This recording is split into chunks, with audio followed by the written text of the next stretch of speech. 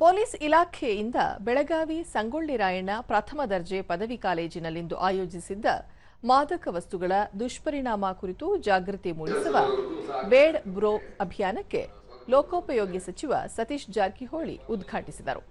ಇದೇ ಸಂದರ್ಭದಲ್ಲಿ ಪೊಲೀಸ್ ಆಯುಕ್ತ ಭರಸೆ ಗುಲಾಬ್ರಾವ್ ಭೂಷಣ್ ಪ್ರಮಾಣ ವಚನ ಬೋಧಿಸಿದರು. ಈ ವೇಳೆ ಶಾಸಕ ಆಸಿಫ್ ಸೇಠ್, ಜಿಲ್ಲಾಧಿಕಾರಿ ಮೊಹಮ್ಮದ್ ರೋಷನ್, ಜಿಲ್ಲಾ ಪೊಲೀಸ್ ವರಿಷ್ಠಾಧಿಕಾರಿ ಕೆ ರಾಮರಾಜನ್, ರಾಣಿ ಚೆನ್ನಮ್ಮ ವಿಶ್ವವಿದ್ಯಾಲಯದ ಕುಲಪತಿ ಪ್ರೊಫೆಸರ್ ತ್ಯಾಗರಾಜ್ ಮತ್ತಿತರರು ಉಪಸ್ಥಿತರಿದ್ದರು.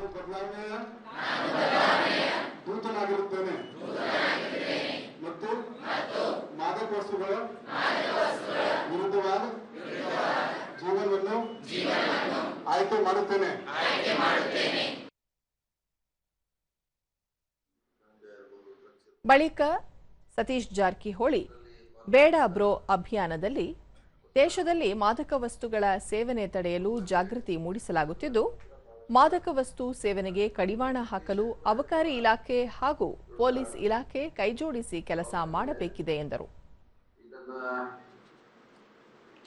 ಬಂದ್ ಮಾಡಲಿಕ್ಕೆ ಅಥವಾ ಪ್ರಿವೆಂಟ್ ಮಾಡಲಿಕ್ಕೆ ಸಾಕಷ್ಟು ಪ್ರಯತ್ನಗಳು ಕೂಡ ಇಲ್ಲಿವರೆಗೆ ಯಶಸ್ವಿಯಾಗಿಲ್ಲ.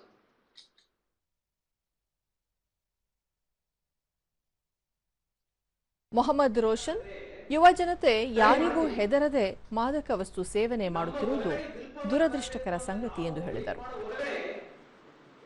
ನಮ್ಮ ಪಕ್ಕದವರು ಟ್ರೈ ಮಾಡಿಬಿಟ್ಟು